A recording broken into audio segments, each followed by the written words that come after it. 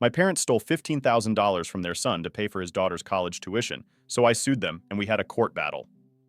It all started on a bright, cold morning in October. I remember the chill in the air as I walked into the local coffee shop, the warmth and aroma of freshly brewed coffee enveloping me as I stepped inside.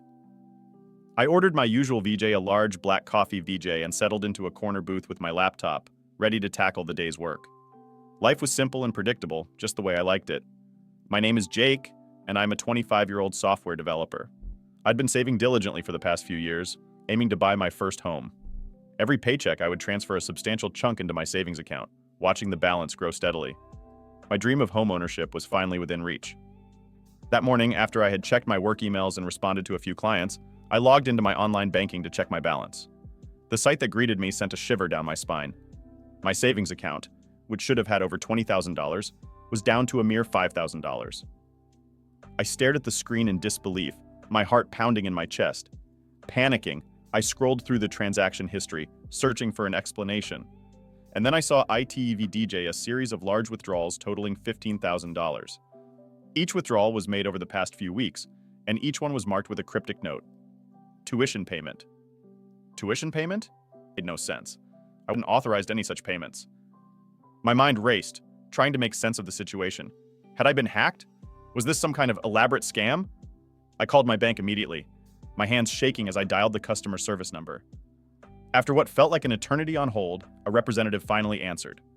I explained the situation, my voice trembling with frustration and fear. "I'm sorry, Mr. Thompson," the representative said after a few minutes of silence as she reviewed my account, "but these transactions were made using your online banking credentials. We have no indication of fraud from our end." My mind went blank. If this wasn't fraud, then what was it? Who had access to my account? Desperate for answers, I decided to visit my parents. They lived only a few blocks away, and they had always been my rock, my source of support and guidance. Maybe they could help me figure out what was going on. I arrived at my parents' house, my thoughts a whirlwind of confusion and dread. My mom opened the door, her face lighting up with a smile when she saw me. "Jake, what a surprise." Come in," she said, ushering me inside. I followed her to the living room, where my dad was sitting with a book. He looked up, a concerned expression crossing his face when he saw mine. "Jake, you look like you've seen a ghost." "What's wrong?" he asked. I took a deep breath, trying to steady my nerves. "I need your help. Someone's been withdrawing money from my savings account, VDJ, $15,000 in total. The transactions are marked as tuition payments, but I didn't authorize any of them. The bank says there's no sign of fraud. I don't know what to do." My parents exchanged a look, and for a moment I saw something flicker in their eyes. VG guilt? Fear? But then it was gone, replaced by concern and confusion. "That's terrible, Jake. We'll help you figure this out," my mom said, her voice soothing. My dad nodded. "Yes, we'll get to the bottom of this. Have you contacted the bank's fraud department?" I nodded, feeling a surge of hope. "Yes, but they said the transactions were made with my credentials. They don't think it's fraud." My dad frowned. "Maybe someone you know got hold of your login information. Have you changed your passwords recently?" "No, but I'll do that right away," I said. "I just don't understand how this could have happened." My mom reached out and squeezed my hand. "We'll figure it out, Jake. Don't worry." I left my parents' house feeling a bit more hopeful, but still deeply troubled. I spent the next few days changing all my passwords, setting up new security measures, and monitoring my accounts obsessively. But the more I thought about it, the more something didn't add up. One evening, as I was going through my account history for the umpteenth time, I noticed something I hadn't seen before. One of the transactions had a slightly different note attached to it. Tuition payment. State University. State University. My younger sister Emma was a student there. My blood ran cold as a horrifying thought struck me. Could my parents have taken the money to pay for her tuition? I knew they were struggling financially. My dad had lost his job last year, and my mom's part-time job barely covered their expenses. But stealing from me? It seemed impossible. I decided to confront them. I needed to know the truth, no matter how painful it might be. The next day, I went back to my parents' house.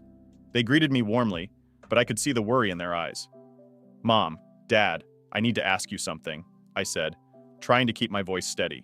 "Did you take the money from my account to pay for Emma's tuition?" The silence that followed was deafening. My mom looked down, tears welling up in her eyes. My dad's face hardened, and he looked away. "Jake, we didn't want you to find out this way," my mom said, her voice trembling. "We were going to tell you, we didn't know how." My heart shattered. How could you do this to me? That money was for my future, for my home. You stole from me. My dad finally spoke, his voice cold and defensive. We had no choice, Jake. Emma's education is important, and we couldn't afford it. We were going to pay you back as soon as we could. Pay me back? I laughed bitterly. With what? You can barely keep up with your own bills. How could you think this was okay? My mom sobbed quietly, and my dad looked at me with a mixture of anger and shame. We were desperate, Jake. We didn't know what else to do. I shook my head, feeling a mix of betrayal and heartbreak. You should have asked me. You had no right to just take my money. I left their house that day, feeling more alone than ever. My trust in my parents was shattered, and I had no idea how to move forward. All I knew was that I needed to get my money back, no matter what it took. Part 2. Legal battle. I couldn't sleep that night. Every time I closed my eyes, I saw the look of guilt on my parents' faces, heard my mother's sobs, and my father's cold justification. The betrayal cut deep, and I knew I couldn't let it go. They had crossed a line, and I had to take action. The next morning, I contacted a lawyer. I found a small firm that specialized in family disputes and financial crimes. I explained my situation to the lawyer, a stern woman named Miss Anderson, who listened patiently as I poured out my story. That's a tough situation, Jake, she said when I finished. But you have a strong case. The fact that the transactions were unauthorized and that your parents admitted to taking the money is in your favor. We can file a lawsuit to recover the funds. I nodded, feeling a mix of relief and anxiety. What are my chances of winning? Given the circumstances, I'd say they're quite good. But you should be prepared for a fight. This won't be easy, especially since it is your family. I understand, I said, steeling myself. I just want my money back. Miss Anderson helped me file the necessary paperwork, and within a few days my parents were served with legal documents. The news spread quickly through our small town, and soon everyone knew about the lawsuit. It felt like I was living in a fishbowl, with everyone watching and judging. My parents were devastated. They tried to reach out to me, but I couldn't bring myself to speak to them. The betrayal was too fresh, too painful. I needed time to process everything and focus on the legal battle ahead. The first court hearing was set for mid-November. As the date approached, my anxiety grew. I had never been involved in a lawsuit before, and the idea of facing my parents in court was almost unbearable. But I knew I had to stay strong and see this through. The day of the hearing arrived, and I walked into the courthouse with Miss Anderson by my side. My parents were already there, sitting with their lawyer.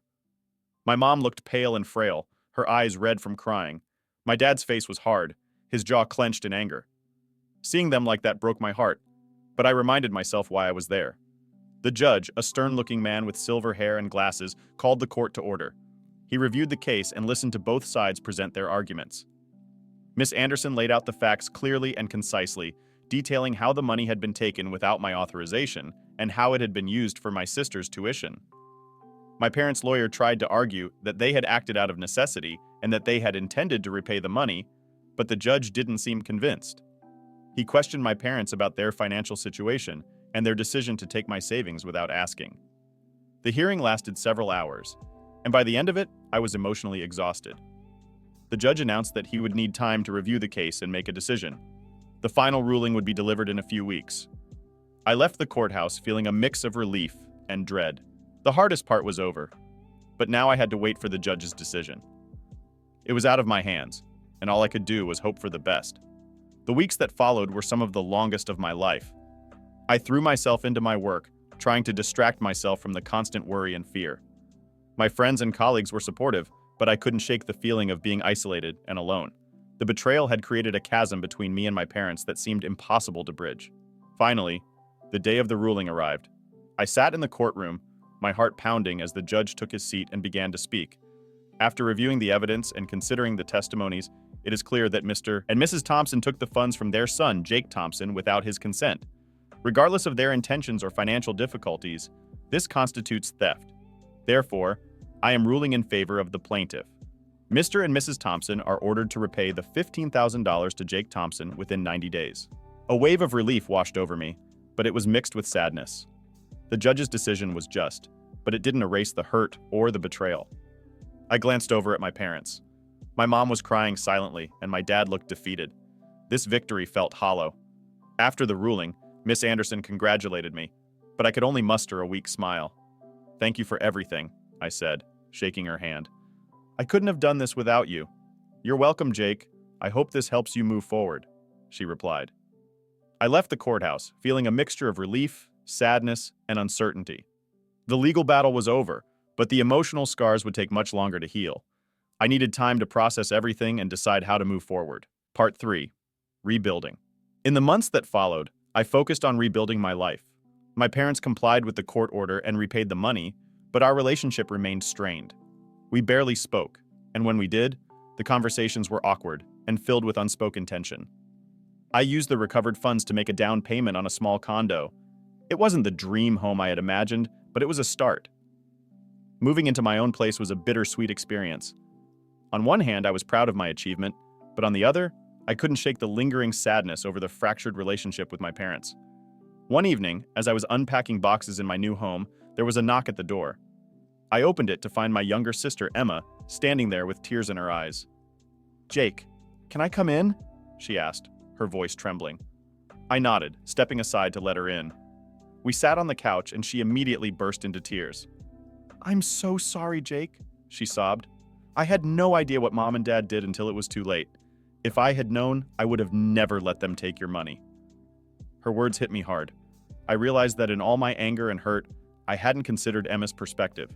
She was caught in the middle of this mess, and it wasn't her fault. "It's okay, Emma," I said, hugging her. "I know you didn't ask for this. It's not your fault." We talked for hours, and for the first time since the lawsuit, I felt a sense of healing. Emma's apology and genuine remorse helped me see that not everything was black and white. My parents had made a terrible mistake, but they were still my family. In the following weeks, Emma and I worked to mend our relationship. She visited often, helping me settle into my new place and bringing a sense of normalcy back into my life. Slowly, I began to feel less isolated and more hopeful about the future. One Sunday afternoon, as Emma and I were having lunch, she brought up an idea. "Jake, why don't you come over for dinner? Mom and Dad have been asking about you. They miss you." I hesitated, the wounds still fresh in my mind. "I don't know, Emma. I am not sure I am ready. Please, Jake, just give them a chance. I think they really want to make things right." After much deliberation, I agreed. That evening, I drove to my parents' house, my stomach in knots. I wasn't sure what to expect, but I knew that facing them was a step I needed to take, whether for closure or reconciliation. My mom opened the door, her face lighting up with a mix of hope and trepidation. "Jake, thank you for coming," she said softly. We sat down to dinner, the atmosphere tense but filled with an undercurrent of hope. My parents apologized profusely, explaining their desperation and regret. It was clear that they were genuinely sorry for what they had done, and while their actions were inexcusable, I could see their pain and remorse. "I don't know if things will ever be the same," I said, my voice breaking, "but I want to try to move past this. I want to try to rebuild our relationship." Tears filled my mom's eyes, and my dad nodded, his expression softening. "We understand, Jake. We will do whatever it takes to make things right." Rebuilding trust was a slow and painful process, but over time we made progress. Family counseling sessions helped us navigate the difficult conversations and work through the lingering resentment and hurt. It wasn't easy, but it was a start. As months turned into years, our family slowly healed. We found a new normal, one built on honesty and open communication. The experience had changed us, but it also made us stronger in some ways. We learned the importance of trust and the power of forgiveness. Looking back, I realized that while the lawsuit had been necessary, it was the process of reconciliation that truly helped me heal. It taught me that even the deepest wounds can mend with time, effort, and understanding. My career flourished, and I eventually found the home I'd always dreamed of. Through it all, my family remained a part of my life, a reminder of both the pain and the strength that had come from our struggles. And while the scars of betrayal never fully disappeared, they became a testament to the resilience of the human spirit and the enduring power of love and forgiveness. As the seasons changed, so did our family dynamics. Emma's graduation from State University was a turning point. Despite the tension from the past, we came together to celebrate her achievement. The ceremony was a testament to Emma's hard work and perseverance, and it provided an opportunity for our family to bond once more. At the graduation party, my parents and I had a moment to ourselves. They thanked me for attending and expressed their gratitude for my efforts to rebuild our relationship. "We're so proud of you, Jake," my mom said, her eyes glistening with tears. "Not just for your professional success, but for your strength and forgiveness." "Thanks, Mom." "It hasn't been easy, but I'm glad we're working through it," I replied, feeling a sense of closure. My dad, who had been quieter since the incident, finally spoke up. "Jake, I know I've said it before, but I want to say it again. I'm truly sorry. I know I let you down, and I hope one day you can fully forgive me. I looked at him, the pain and guilt etched into his face, and felt a wave of compassion. I've already started to forgive you, Dad. It's a process, but we're getting there. After the party, Emma and I continued to grow closer. We often reminisced about our childhood and talked about our hopes for the future. It was comforting to have her by my side, someone who understood the complexity of our family dynamics. My parents also made significant efforts to regain my trust. They attended financial counseling sessions to better manage their finances and showed a renewed commitment to transparency. Their actions spoke louder than words, and slowly, I began to see genuine change. One evening, about a year after the lawsuit, my parents invited me over for dinner. It felt like a special occasion, but they wouldn't tell me why. When I arrived, the atmosphere was warm and inviting, with candles flickering on the dining table and the aroma of my favorite dishes filling the air. After dinner, my dad stood up and cleared his throat. Jake, we've been working hard to make amends, and we wanted to do something to show our appreciation. He handed me a small, neatly wrapped box. I opened it to find a set of keys inside. Confused, I looked up at him. These are the keys to our old family cabin by the lake, my mom explained. We know how much you loved that place growing up. We have decided to transfer it to you. It's yours now. I was speechless. The cabin held countless childhood memories, VJ summer vacations, fishing trips, and late-night campfires. It was a place of joy and tranquility, a stark contrast to the tumultuous events of the past year. I don't know what to say, I finally managed. Thank you. This means a lot to me, SGJ. We want you to have a place where you can find peace and happiness, my dad said, his voice filled with sincerity. Owning the cabin was a dream come true. It became my sanctuary, a place where I could escape the stresses of everyday life and reflect on how far we had come as a family. Over time, I started inviting my parents and Emma to join me at the cabin. We spent weekends there, fishing, hiking, and simply enjoying each other's company. These trips helped us reconnect and rebuild our family bonds. One evening, as we sat around a campfire, Emma brought out an old photo album. We laughed and reminisced as we flipped through the pages, recalling happy memories and funny stories from our childhood. This is what it's all about, Emma said, her voice soft. Family. No matter what happens, we always find our way back to each other. Her words resonated deeply with me. Despite everything we had been through, we had emerged stronger and more united. The lawsuit and its aftermath had tested us, but it had also taught us valuable lessons about love, forgiveness, and resilience. As the years passed, our family continued to heal and grow. We faced new challenges and celebrated new milestones, always supporting each other along the way. My parents' financial situation improved, thanks in part to the lessons they had learned and the changes they had implemented. I also found love and eventually married a wonderful woman named Sarah. She embraced my family's history with understanding and compassion, and she quickly became an integral part of our lives. We spent many weekends at the cabin, creating new memories and cherishing the old ones. One summer, Sarah and I decided to host a family reunion at the cabin. We invited extended family members, turning it into a weekend-long celebration. It was a beautiful gathering, filled with laughter, love, and the joy of being together. On the last night of the reunion, as we all sat around the campfire, I took a moment to reflect on the journey we had been on. The betrayal, the lawsuit, and the painful process of rebuilding had all led to this moment. We had come full circle, emerging stronger and more connected than ever. I want to thank all of you, I said, raising my glass, for your love, your support, and your forgiveness. We have been through a lot, but we have come out the other side as a family. Here's to the future and to many more happy memories. We toasted to the future, the flames of the campfire dancing in the night. The past had left its mark, but it had also taught us the importance of resilience and the power of love. We had learned that even the deepest wounds could heal with time, effort, and understanding. As I looked around at my family, I felt a profound sense of gratitude.